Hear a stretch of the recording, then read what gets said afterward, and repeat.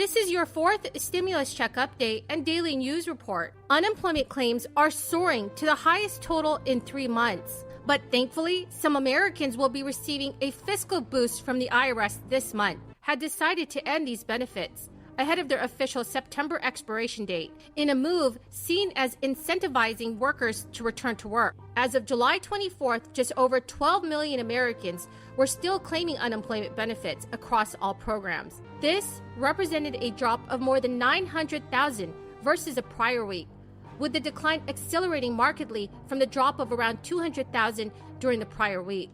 The latest data shows that more than 8.5 million Americans are still claiming crisis-era unemployment assistance and emergency unemployment compensation. Additional reports have underscored the extent of the demand for workers in the recovering economy. The Labor Department's job openings and labor turnover report showed a record of more than 10 million vacancies last month. And in a separate report, the National Federation of Independent Businesses said a record share of small businesses also reported difficulties filling open positions in July. Unemployment claims in California rose last week and have now soared to their highest level in nearly 3 months, which is an unsettling hint that the statewide job market has yet to bounce back from this economic side effect of this crisis. California workers filed almost 69,000 initial claims for unemployment during the week that ended on August 7th, an increase from the 63,000 claims workers filed over the week ending on July 31st. So everyone, how well do you think that the economy is recovering? Please leave your thoughts in the comment section below. There aren't a lot of things that almost every American can agree on. But I think it's safe to say that all of us, whatever our background or our age or where we live, can agree that prescription drug prices are outrageously expensive in America. Today I'd like to talk about how we're going to help millions of Americans save money and ease their burdens by lowering the cost of prescription drugs.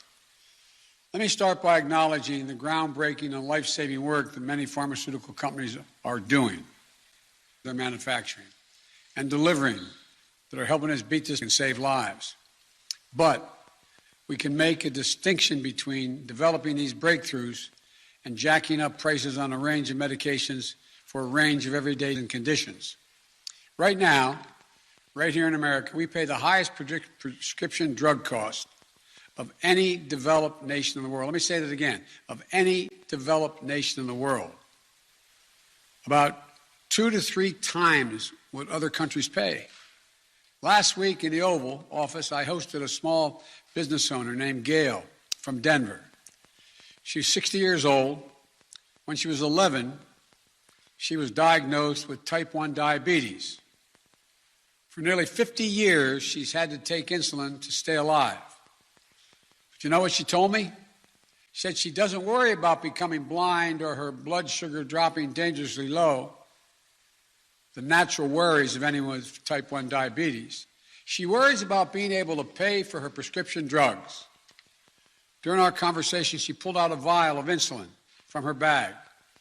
In 2001, she said, that single vial cost $32 a bottle.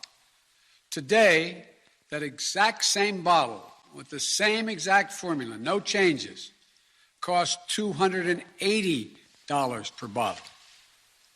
Gail and her husband work hard. They spend wisely.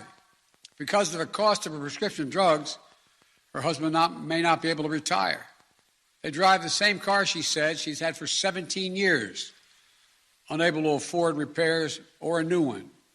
And Gail's not alone. It's estimated that more than 34 million Americans, 10% of the population of the United States, have diabetes, including more than 1.5 million of those who have type 1 diabetes. And the outrageous cost affecting everyone across the board, spanning every kind of condition of disease. The Internal Revenue Service is continuing with its post-crisis initiatives, and the unemployment refunds are set to arrive for the public in August. The IRS is set to send 1.5 million refunds along with the latest batch of payments. So if you filed taxes earlier this year and paid on unemployment benefits you received in 2020, then you might be owed a refund by the IRS. The tax agency has confirmed it is sending out the latest raft of refunds in August. Some have reported receiving their payments via direct deposit, although many are still waiting to have their money returned to them. The first $10,000 or $20,000 for married couples filing jointly was made non-taxable income by the American Rescue Plan. Taxpayers who filed their returns before the bill was passed in March 2021 are now eligible for an adjustment and a possible refund. The Internal Revenue Service has now issued more than 8.7 million unemployment compensation refunds, totaling over $10 billion. The first batch of these refunds went to those with the least complicated returns, which is considered to be single taxpayers with no dependents. Refunds started going out back in May and will continue to be delivered in batches throughout the summer. More complex returns are likely to take the department longer to process, and thus people are waiting for their money. Refunds will go out as a direct deposit if you provided bank account information on your 2020 tax return. The second monthly child tax credit payment will be dispersed by the IRS tomorrow. All qualifying families are getting up to $300 per month for each dependent by direct deposit or mail. However, not all families are eligible for the advanced checks due to income or the age of their children.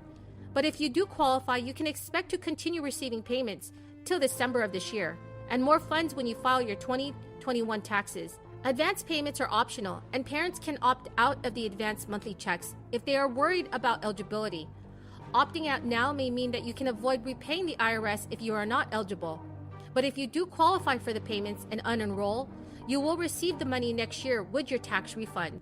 If you have direct deposit set up with the IRS, you might see a pending payment before the actual closing date. This means you may not be able to access the money right away, but that means it's in process.